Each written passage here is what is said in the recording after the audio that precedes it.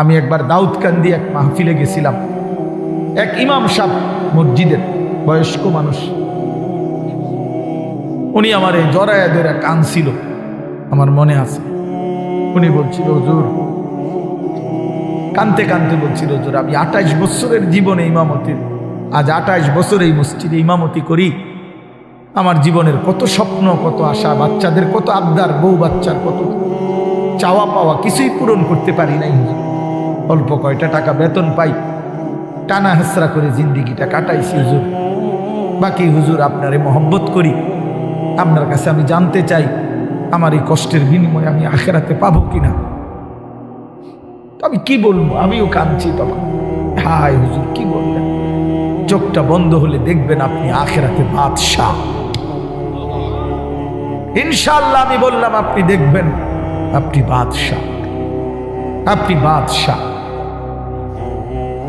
যারা আপনার এই দুনিয়াতে মূল্যায়ন করে নাই সেদিন তার আফসোস করে, আফসোস করে। তো এই জন্য বললাম, আল্লাহ তাআলা ওই ইমানদার বান্দাকে বলবে, আমার বান্দা দুঃখে ভরা জীবনটা কাটাই আসছো, ঠিক না?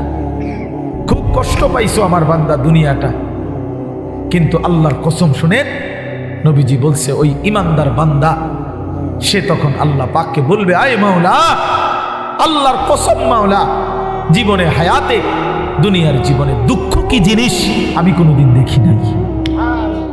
প্রিয় বন্ধু, 10 সেকেন্ডের জান্নাতের আরাম বাতাস তার 70 বছরের দুঃখ ভুলে।